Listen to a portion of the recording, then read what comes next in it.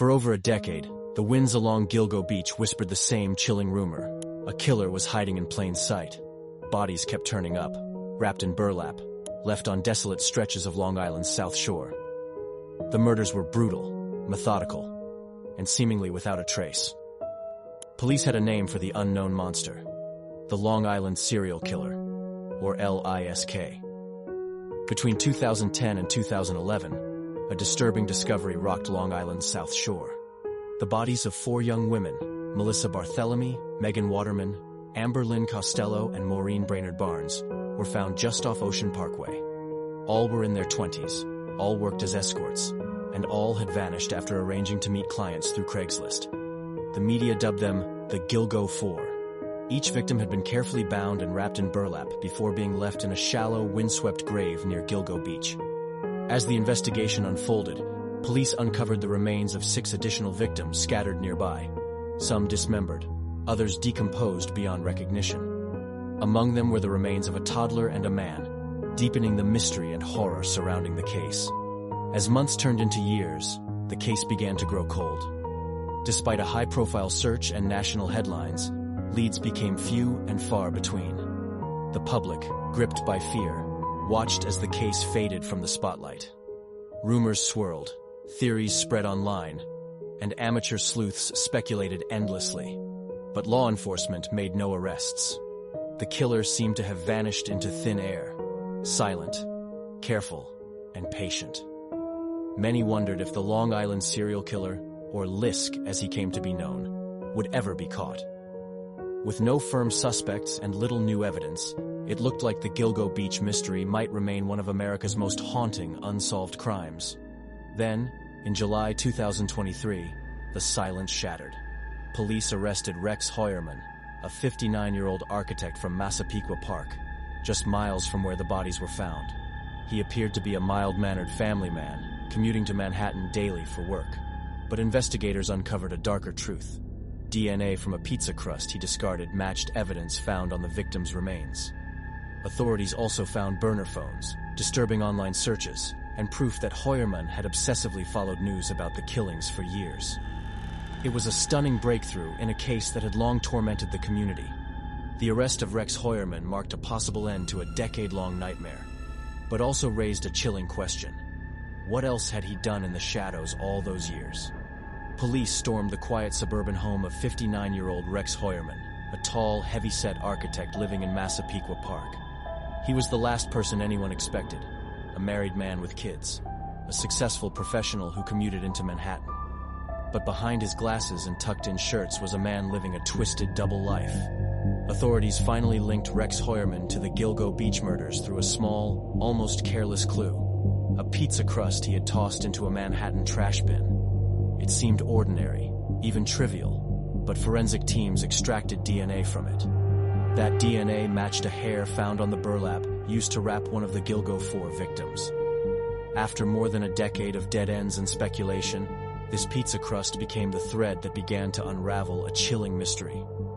The forensic match gave investigators the confidence they needed to dig deeper, and what they found painted a far darker portrait of Heuermann than anyone could have imagined.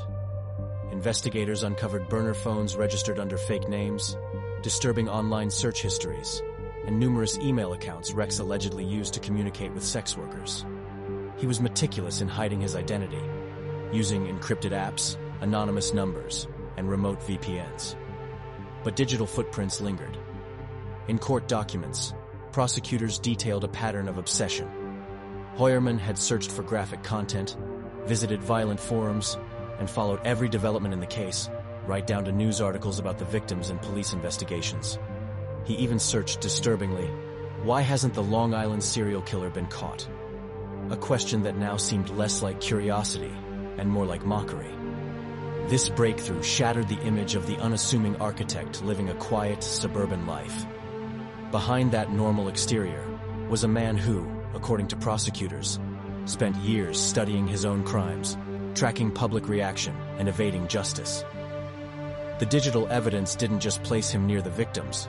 It told a story of premeditation, arrogance, and obsession, and it exposed the chilling possibility that Rex Heuermann never stopped watching, waiting, and hiding in plain sight. He was studying his own crimes. Rex Heuermann wasn't just suspected of murder. He was obsessed with the case. He reportedly researched serial killers, torture methods, and crime scene cleanups late into the night. While his family was away, police say he brought women into his home, possibly even to the same room where his daughter once studied.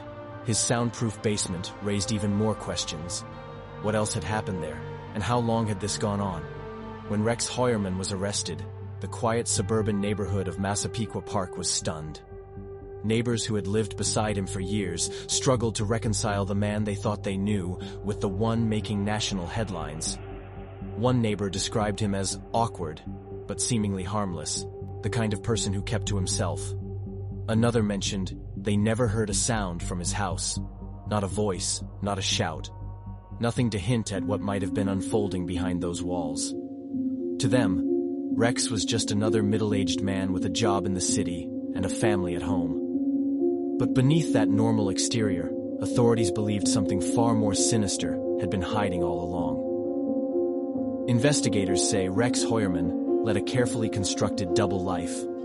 By day, he was a disciplined architect, drawing up blueprints, managing projects, and commuting to a Manhattan office. But by night, according to law enforcement, he may have transformed into a predator, stalking women under the cloak of anonymity.